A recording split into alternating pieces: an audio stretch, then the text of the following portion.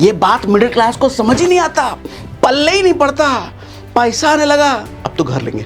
जब आदमी ये कहता है कि मेरा बजट नहीं है, ये बड़ा सुनने में बड़ा अच्छा लग रहा है, बोलने में बड़ा अच्छा लग रहा है, लेकिन असली मीनिंग इसका क्या निकल रहा है पता है? मेरी औकात नहीं इतने खरीदने के लिए। यही तो होता है। दुकानदार भी पूछता है, सर आपका बजट कितना है? सारा पैसा हमारा ईएमआई में जा रहा है, सारा पैसा हमारा इंटरेस्ट में जा रहा है। पैसा नहीं है, लेकिन क्रेडिट कार्ड घुसाने में एकदम जरा भी लगाओ क्रेडिट कार्ड, पैसे नहीं लगाओ क्रेडिट कार्ड। हमको कोई गरीब समझ ना ले। औकात है 20,000 के फोन खरीदने की, लेकिन लाख रुपए का आईफोन लाएंगे, कहे कि हमको कोई गरीब ना समझ ले। क्योंकि अमीर माइंडसेट जो होता है हमेशा कल के बारे में पहले सोचता है, लेकिन हमारा मिडिल क्लास आज पहले, कल भाड़ में जाए, कल देख लेंगे। कल किसने देखा है? बेवकूफ कहीं के। कि हम मिडिल क्लास जो होते हैं ना, अभी आनंद चाहिए, अभी मजा चाहिए।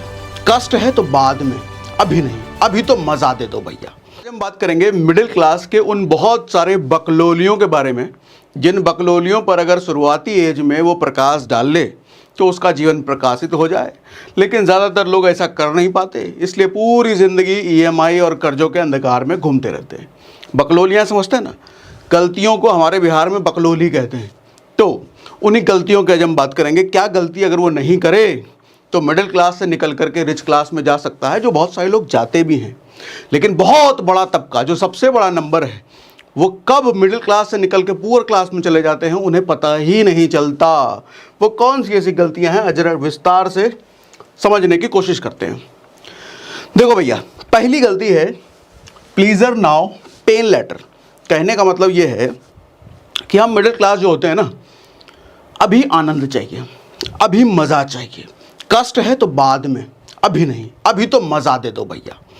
अभी एक हुआ क्या, हमारे ऑफिस में हमने एक एम्प्लॉई बेनिफिट स्कीम लॉन्च करी, और जिस स्कीम का मुझे अंदाज़ा था लोगों को बताएंगे तो लोग खुश हो जाएंगे, एकदम मज़ा आ जाएगा, उनको ऐसा वाला फीलिंग आएगा। लेकिन हुआ इसका जस्ट अपोजिट। लोग दुखी हो गए।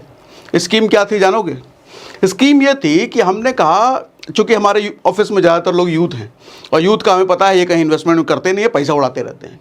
तो हमने कहा कि भैया एक काम करो, अपनी सैलरी का 10% हर महीना कटवाओ, और साल के अंत में जब फाइनेंशियल ईयर एंड हो रहा होगा उस वक्त कंपनी आपको अपनी तरफ से 20% ऐड करके, आपके टोटल जमा अमाउंट में से 20% ऐड करके आपको देगी। हमने कहा एफडी में भैया इतना नहीं मिलता, स्टॉक मार्केट में इतना नहीं मिलता, म्यूचुअल फंड में इतना नहीं मिलता, लोग तो पागल हो जाएंगे ये सुन के, 20% मिल रहा है सालाना। लेकिन लोगों का रिएक्शन क्या था मालूम? सर 20% तो साल भर के बाद मिलेगा, लेकिन 10% सैलरी अभी कट जाएगा। नहीं नहीं सर। लोगों का जब रिएक्शन मैंने ये देखा, मेरा दिमाग उड़ गया। मैंने कहा 20% अगर मुझे कोई दे दे तो मैं अपनी आधी कमाई उसको सौंप दूं, आधे से ज़्यादा उसको सौंप दे दूं, अगर 20% मुझे मिल जाए तो। इनको मिल रहा है, मैं सामने से बता रहा हूं, नहीं चाहिए सर। मालूम क्यों? उनको वो जो लाइन अभी उन्होंने बोला, 20% तो साल के अंत में मिलेगा, अभी मेरा 10% पैसा कट जाएगा। उनको ये नहीं दिख रहा कि भैया सेविंग भी हो रही है, इन्वेस्टिंग भी हो रही है, तुमको रिटर्न मिलेगा साल भर बाद मोटा। वो तो बाद में ना सर, वो तो बाद में, अभी का क्या, अभी तो 10% कट जाएगा ना। मिडिल क्लास में ज़्यादातर लोगों का ध्यान अभी के कंडीशन पे रहता है। भैया अभी क्या, आईफोन चाहिए तो अभी, मजा चाहिए तो अभी, कपड़ा चाहिए तो अभी। बात का सोचेंगे ना, अरे बाद में तुम गरीब हो जाओगे देखेंगे, बाद में तुम्हारे पास कुछ नहीं बचेगा देखेंगे। आज का अभी का। तो इसीलिए भैया middle class want to become like rich, look like rich, but can't think like rich. क्योंकि रिच लोगों की जो सोच है वो बड़ी पेनफुल होती है। क्योंकि अमीर माइंडसेट जो होता है हमेशा कल के बारे में पहले सोचता है, आज का बात सोचता है। वो कल की प्लानिंग पहले करेगा, उसके हिसाब से आज की प्लानिंग करेगा। लेकिन हमारा मिडिल क्लास आज पहले, कल भाड़ में जाए, कल देख लेंगे। कल किसने देखा है? बेवकूफ कहीं के। अब तीसरी बात, गरीब समझे जाने का डर। ये मुझे लग रहा है गरीबों का सबसे बड़ा डर है कि उनको कोई गरीब ना समझ ले। ये समझना बड़ी मजेदार चीज है। गरीबों का सबसे बड़ा डर क्या है कि उनको कोई गरीब ना समझ ले। अरे साले तुम तो पहले से गरीब हो, तुमको समझ मिलेगा तो क्या होगा। आज देखो दिक्कत क्या है, स्टेटस का दौर है सर। इस डर की वजह से they buy more and remain real poor. हमको कोई गरीब समझ ना ले। औकात है 20,000 के फोन खरीदने की, लेकिन लाख रुपए का आईफोन लाएंगे, कहे कि हमको कोई गरीब ना समझ ले। औकात है 1.5 लाख की बाइक खरीदने की, लेकिन खरीद के लाएंगे 6 लाख रुपए का कार का, हमको कोई गरीब ना समझ ले। औकात है 1000 रुपए का जूता पहनने के, लेकिन 5000 का एडिडास का जूता खरीद के लाएंगे, का हमको कोई गरीब ना समझ ले। अरे गरीब नहीं समझ लेगा तुमको ये सब करके, लेकिन उल्टा तुम और गरीब बन रहे हो बच्चे, और गरीब बन रहे हो। ये नहीं दिख रहा है? पैसा नहीं है लेकिन क्रेडिट कार्ड घुसाने में एकदम जरा भी, लगाओ क्रेडिट कार्ड, पैसा नहीं लगाओ क्रेडिट कार्ड, और वो भी क्रेडिट कार्ड भी फुल हो गया, कोई नहीं एक लोन लेकर के क्रेडिट कार्ड को पे कर देंगे। ये क्रेडिट कार्ड से उसका बिल पे करेंगे, वो क्रेडिट कार्ड से उसका बिल पे करेंगे, इंटरेस्ट पे इंटरेस्ट हर महीने भर रहे हैं। शुरुआत में तो बहुत मजा आता है, 2-3 साल बाद पता चलता है अरे कहाँ फंस गए, हम तो निकल ही नहीं पा रहे हैं, सारा पैसा हमारा ईएमआई में जा रहा है, सारा पैसा हमारा इंटरेस्ट में जा रहा है। क्यों? गरीब दिखने का डर, सबसे बड़ी डर, सबसे बड़ा डर। कोई हमको मिडिल क्लास समझ न ले। मैं मिडिल क्लास हूं तो सही, खुद को पता तो है, लेकिन किसी को पता न चल जाए, इसीलिए होम लोन ले लेंगे, इसीलिए महंगी गाड़ी, महंगा घर, महंगा सब कुछ, महंगा महंगा महंगा महंगा महंगा। अरे चाचा तुम, रिच माइंडसेट इन्वेस्ट मोर, क्योंकि उन्हें यह डर नहीं होता। अमीर माइंडसेट का आदमी इन्वेस्ट करने पर दिमाग लगाता है। पैसा अगर है तो किधर धंधे, उसको डर नहीं है ना। क्या समझना है? गरीब समझोगे, समझ ले, मेरा क्या उखाड़ लोगे? मेरे को गरीब समझ रहे हो तुम, अपने मन में समझ रहे हो। साल भर बाद देख लेना, 2 साल बाद मिल लेना, 3 साल बाद मिल लेना, तुम्हारे से डबल वेल्थ बना के लाएंगे। उसको परवाह ही नहीं कौन क्या सोच रहा है, उसको सिर्फ ये परवाह है कि भैया मेरे को धंधा बनाना है, मेरे को पैसा बनाना है, वेल्थ बनाना है। लेकिन गरीब आदमी, मिडिल क्लास, क्या ये मेरे बारे में क्या सोच रहा है, वो मेरे बारे में क्या सोच रहा है, वो मेरे बारे में क्या सोच रहा है। अपना परिवार गड्ढे में जा रहा है, अपना परिवार कर्जे में डूब रहा है, वो दिख ही नहीं रहा है, लेकिन वो क्या सोच रहा है वो पहले आएगा। अरे इतना लोगों के बारे में थोड़ा ही सोचते हैं। एक बात समझ लो चाचा, आदमी ना माचिस की तीली जलाने के बाद तब तक ही उस तीली को हाथ में रखता है जब तक मोमबत्ती ना जल जाए। मोमबत्ती जैसे जल जाता है उस तीली को उठा के फेंक देता है। ऐसे ही सामने वाला आदमी ना वो तब तक देख रहा है जब तक तुम उसके इस्तेमाल के लायक हो, जब तक तुम उसके किसी काम के लायक हो वो तुमसे मतलब रखेगा। उसके काम के लायक नहीं हो तो भाड़ में जाओ, तो दिखा के कुछ नहीं हासिल कर लोगे। अपने परिवार का सोचो, पैसा कमाओ, ठीक है। Buying for need versus buying for status. Nitin Gadkari का कुछ समय पहले वो था वीडियो, नितिन गडकरी कह रहे हैं हमारे देश का खादी हमारे युवा नहीं पहनते, जो कि 500 रुपये का मिलता है। यही लेवाइस जैसी विदेशी कंपनियां हमारा ही खादी खरीद करके उस पर 3000-5000 का टैग लगा के जीन्स निकालती है, आदमी खरीदता भैया। इसका मतलब आदमी नीड के हिसाब से नहीं खरीद रहा है, स्टेटस के हिसाब से खरीद रहा है।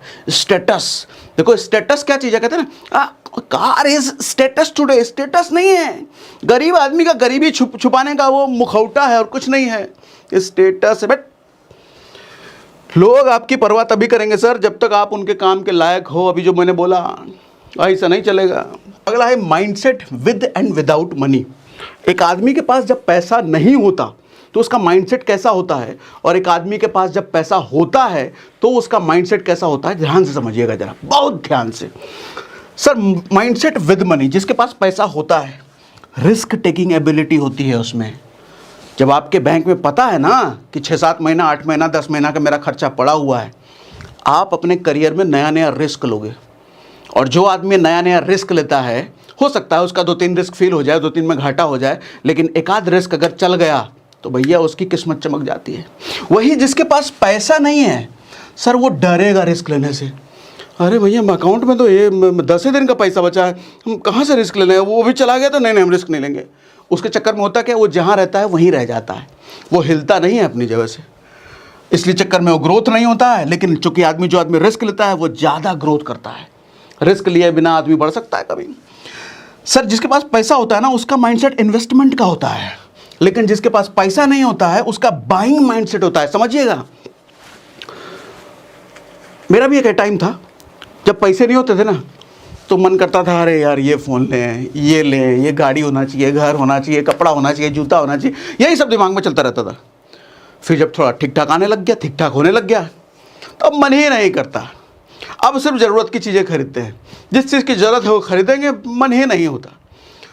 तो मैं आपको समझाना ये चाह रहा हूँ सर, जब आपके पास इनफ मनी होता है ना, तो फिर आपका दिमाग चलता है कहाँ इन्वेस्ट करें। अब यही दिमाग चलता है कहाँ इन्वेस्ट करें, कैसे वेल्थ बनाएं, कौन से स्टार्टअप में लगाएं। अलग अलग स्टार्टअप से मीटिंग करते रहते हैं, कौन से स्टार्टअप में पैसा डालें जो कि अपना पैसा ये मल्टीप्लाई करके दे। यहाँ दिमाग चलता रहता है। लेकिन जब पैसा नहीं होता तो फिर इच्छाओं पे दिमाग जाता है। और इसमें कोई दोष नहीं है, हम सब ऐसे ही होते हैं, हम इंसान ऐसे ही होते हैं। जिस चीज़ की कोई चीज़ की कदर हमारे को तभी होती है जब वो हमारे से दूर हो जाए या हमारे पास ना हो। वो गर्लफ्रेंड देखा होगा ना, जब आपकी गर्लफ्रेंड आपको छोड़ के चली जाती है, जब तक आपके साथ हो तो कोई कदर नहीं है, हैं? दूसरे पर नजर, दूसरे पर डोरे डाल रहे हो, दूसरे को देख रहे हो, दूसरे पर ताड़ रहे हो। लेकिन जब वही गर्लफ्रेंड छोड़ कर किसी और के साथ निकल ली, अब टेंशन में, अरे हमको छोड़ दी, हमको धोखा दे दी, अब पूरा ध्यान उसी पर रहेगा। दारू रूम में जाकर के डूब गए, रे हमारी गर्लफ्रेंड छोड़ के चली गई, गजल उजल सुनने लग गए। ऐसा ही होता है, जब पैसा नहीं होता है तो चीज़ें खरीदने पर ध्यान होता है, बाइंग माइंडसेट बना हुआ रहता है। लेकिन जब पैसा हो जाता है तो आदमी बाइंग माइंडसेट छोड़ करके इन्वेस्टिंग में बारे में सोचता है, और पैसा मल्टीप्लाई कैसे हो वो सब सोचने लगता है। इसलिए पैसा कमाओ, बहुत ज़रूरी है। नहीं कमाओगे तो इच्छाओं के बोझ तले दबे रहोगे और इच्छाएं पूरी होने नहीं वाली तुम्हारी, क्योंकि तुम्हारे पास पैसे ही नहीं है। EMI से इच्छा पूरा करोगे, क्रेडिट कार्ड से पूरा करोगे, लोन से पूरा करोगे और दब जाओगे। इसलिए पैसा कमाओ। अच्छा, mindset with money, sir high confidence. Mindset without money, low confidence. Husband wife एक रेस्टोरेंट में जाता है, बढ़िया सा रेस्टोरेंट में, जहां वेटर भी अंग्रेजी बोलता है। बैठा, मेन्यू आया, मेन्यू को ताड़ा ऊपर से, 15 मिनट लगाया, मेन्यू को ऊपर से नीचे तक खंगाल लिया पूरा। देखा कि अपने औकात में कुछ है नहीं, ज़्यादा से ज़्यादा कॉफ़ी आएगा। डिस्कस किया है, सुनो यहाँ कॉफ़ी पी के निकलते हैं, बगल वाले रेस्टोरेंट में खाना खा लेंगे। वेटर आया, sir order please sir, 2 coffee only, yes please, anything else sir, no. मुंह बिचका करके वेटर भी समझ जाता, अच्छा इस सरवा के खाए की औकात नहीं है, इसीलिए कॉफ़ी मंगा रहा है। वो डर में रहता है, वो ज़्यादा खुल के बात नहीं कर पाएगा, वेटर से भी डर रहा है। अरे वो अंग्रेजी में पूछ रहा है, तुम भी अंग्रेजी में जवाब, अंग्रेजी नहीं आ रहा है लेकिन बोलेगा अंग्रेजी में। अरे हिंदी में बोलो यार, बोलो उसको तुम्हारा खाना बहुत महंगा है, नहीं खाएंगे, हम जा रहे हैं बगल वाले रेस्टोरेंट में। ऐसा बोलने में क्या जा रहा है? नहीं, क्या सोच ले, गरीब ना समझ लेना, हमको सबसे बड़ा दिक्कत यही है, उस सरवा हमको गरीब ना समझ ले, उसको पता नहीं चल जाएगा हम गरीब हैं। इसीलिए हम तो कुछ तो ऑर्डर करेंगे, हम उसको कॉफ़ी ऑर्डर करके निकल लें। कॉफ़ी पीने का मन नहीं है, लेकिन चूंकि वो गरीब ना समझ ले इसलिए कॉफ़ी पी के जाएंगे। अरे तुमको समझ गया वो गरीब, पता चल गया, इसीलिए तुम कॉफ़ी पियो। खाने का औकात होता तो तुम खा के जाते। अगला, भाड़ में जाओ वाला एटीट्यूड, ये बहुत बड़ा बढ़िया एटीट्यूड है। ये एटीट्यूड मैं कैरी करता हूँ, ये एटीट्यूड मैं बहुत पहले से कैरी करता हूँ। वैसे जिसके पास पैसा नहीं होता ना, वो बेगिंग एटीट्यूड होता है, भीख मांगने वाला एटीट्यूड। वो जिससे भी मिलेगा झुक के मिलेगा। कोई बहुत अमीर आदमी मिल गया, झुक के मिलेगा, और कोई पावरफुल आदमी मिल गया, तुरंत जाकर पैर छू लेगा। अरे तुम्हारा चचा लगता है जो पैर छू रहे हो उसका, क्या तुमको दे देगा पैर छूने से? भाड़ में जाओ एटीट्यूड होना चाहिए। सर जो आदमी आपको पसंद करता है उसके लिए तो बहुत बढ़िया बन के रहो, और जो आदमी आपको पसंद नहीं करता उसको बोलो भाड़ में जाओ। आपको कोई गरीब समझता है, बोलो भाड़ में जा। आपको कोई समझता है कि इसके पास पैसे ही नहीं है, भाड़ में जाओ। ये भाड़ में जाओ एटीट्यूड होना चाहिए। मैं तो यही कैरी करता हूँ। मुझे जो पसंद नहीं करता, भाड़ में जा। मैं तो अपनी लाइफ में मस्त हूँ, मैं तो अपना काम जो कर रहा हूँ करूँगा। तू मुझे को गरीब समझ रहा, अमीर पर समझ रहा, मेरे को कोई फर्क ही नहीं पड़ता, मेरे को कोई फर्क ही नहीं पड़ता। भाड़ में जा। अगर तुम मुझे अच्छा समझते हो या मेरे से मिलना जुलना पसंद करते हो, मेरे से बात करना पसंद करते हो, वेलकम, आओ, गले लगाऊंगा, ऑफिस में बिठाऊंगा। मुझे पसंद नहीं करते, भाड़ में जा। और ये एटीट्यूड होना चाहिए हर किसी की ज़िंदगी में, हर किसी का लाइफ में। भाड़ में जाओ एटीट्यूड, लिख लो कहीं, दीवार पे लगा दो, भाड़ में जाओ एटीट्यूड होना चाहिए। भाड़ में जाओ एटीट्यूड। जिस आदमी की वजह से डर लग रहा है ना, ये आदमी क्या सोचेगा मेरे बारे में, भाड़ में जाओ। जिस आदमी के बारे में ये सोच रहा है ना, ये मुझे कहीं गरीब ना समझ ले, भाड़ में जाओ। जो आदमी आपको ये समझ ले किसी काम का आदमी नहीं है, इससे बात करके मेरा क्या फायदा, भाड़ में जा तू, मुझे भी तेरे से बात नहीं करना। भाड़ में जा एटीट्यूड लिख लो दीवार पे, बहुत काम आएगा, जिंदगी में सफल हो जाओगे। सही कह रहे हैं कि नहीं? अर्ली एज होम लोन, भैया ये तो श्राप है युवाओं के लिए। मुझे तो लगता है कि अर्ली एज में होम लोन मिलना ही नहीं चाहिए, बैन कर देना चाहिए कि तुम जब तक सलाह सरवा 2-4 बिजनेस ना खड़ा कर लो, 2-4 धंधा ना खड़ा कर लो, होम लोन मिलना ही नहीं चाहिए। लेकिन क्या करें, सिस्टम है, उनको भी, अपने बैंकों को भी अपना धंधा चलाना है। सर होता क्या है, मिडिल क्लास घर लेता है और पूरी ज़िंदगी EMI देने में बिता देता है। लेकिन आप कभी मारवाड़ियों को देखो, वो कहेंगे घर नन्ना, पहले धंधा। वो एक दुकान लेगा, सबसे पहले एक दुकान से वो इतना पैसा कमा लेगा कि 5 घर खरीद सकता है। लेकिन आप एक घर खरीद के उससे एक दुकान भी नहीं बना सकते। ये बात मिडिल क्लास को समझ ही नहीं आता। पल्ले ही नहीं पड़ता, पैसा आने लगा, अब तो घर लेंगे। सोसाइटी बन रहा है, स्विमिंग पूल है, क्लब है, अरे 400 एकड़ में क्लब है उसका, 4 एकड़ में क्लब है, तुमको क्या पता उसमें बुक कर रहे हैं फ्लैट, और 4 लोग अलग बताएगा, अच्छा वो 4 लोगों में से खड़ा होगा वो आप ही की तरह, अच्छा उसने ले लिया, ठीक है मैं भी लूंगा। क्या पड़ रहा है, कितने का 2 BHK है, कितने का 1 करोड़, 1 करोड़ का 2 BHK, हाँ उसमें स्विमिंग पूल है ना, उसमें उल्टा हो के नहाएंगे हम, स्विमिंग पूल है। और उसके बाद फिर जिंदगी भर क्या करोगे, EMI, पैसा कहाँ जा रहा है पता ही नहीं चल रहा, सारा EMI में चला जा रहा है। होम लोन लेते वक्त नहीं सोचे थे सारा पैसा EMI में जाएगा, बेवकूफ़ कहीं के। और घर ले भी लिए तो तुम्हारे पास पैसा तो बच नहीं रहा उसका इंटीरियर कराने का, घर एकदम खंडर जैसे घर में रह रहे हो, किचन ऐसे ही बेकार पड़ा हुआ है, 15,500 20,000 का सोफे रखे हुए हो, 10-15,000 का बेड रखे हुए हो, और तुम्हारे पास पैसे नहीं है, सारा पैसा तुम्हारा डाउन पेमेंट में दे दिया और बाकी बचा EMI में जा रहा है। ये गलती ना करके अगर कोई धंधा बनाने में पैसा लगाए होते, अगर 20 लाख रुपए भी डाउन पेमेंट कर रहे हो 1 करोड़ के फ्लैट के लिए, वो 20 करोड़ रुपए लगा के कोई धंधा बिल्ड करते तो 3 साल समय देते, तो क्या पता वो धंधा 2-2 फ्लैट 3-3 फ्लैट का आपको डाउन पेमेंट इकट्ठा करके देता, क्या पता इतना पैसा दे देता कि कैश में फ्लैट खरीद लेते। लेकिन वो तो मानसिकता ही नहीं है ना। प्लीज यार, मजा चाहिए, मजा, मजा क्या अभी कर लेंगे, बाद में देखेंगे ना, कल का कल देखेंगे, कल का कल देखेंगे चाचा। अगला टैक्स, ये एक ऐसी चीज है मिडिल क्लास कभी ये ना इसको कभी इसको समझ में नहीं आता, लेकिन रिच क्लास सबसे पहले इसी को समझता है ना बड़ी विडंबना। मिडिल क्लास को तो अभी टैक्स समझना ही नहीं है, उसको 150 रुपये दे करके लास्ट में किसी से ITR भरवा लेना है, हमारा तो हो गया टैक्स का काम भैया। लेकिन अमीर आदमी सबसे पहले इसी का गणित समझता है, भैया कहाँ से हम टैक्स बचाएंगे, क्या क्या रूल है टैक्स बचाने का। वो अपना, कई सारे धंधे वाले लोग 0 टैक्स देते हैं। अमेजॉन ने, पता चला वो खबर आई थी ना, 0 टैक्स दिया है। सोचो अमेजॉन इतना बड़ा धंधे वाला, इतना कमाता होगा, 0 टैक्स भर रहा है, कोई इलीगल काम नहीं कर रहा, टैक्स के गणित को समझ रहा है, कहाँ कहाँ से पैसे बचाए जा सकते हैं। लेकिन आम आदमी को टैक्स खट्टी ही नहीं पता, भरवा लेंगे ना, मेरा CA 150 रुपये लेता है, भर, अरे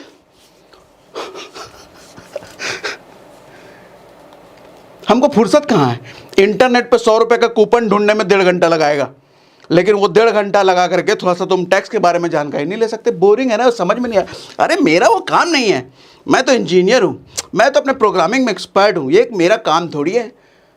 तो 100 रुपये का कूपन ढूंढना 1 घंटा लगा के तुम्हारा काम है? ये चपरासियों वाली हरकत कर रहे हो और तुमको अमीर बनना है। जो जरूरी है वो करो, ये टैक्स समझना ज़रूरी है। ना सिर्फ बहुत पैसा बचाओगे, कई सारे कमाने के तरीके भी ढूंढ लोगे अगर टैक्स को सही से समझो। मेरे से टैक्स का वीडियो चाहते हो क्या?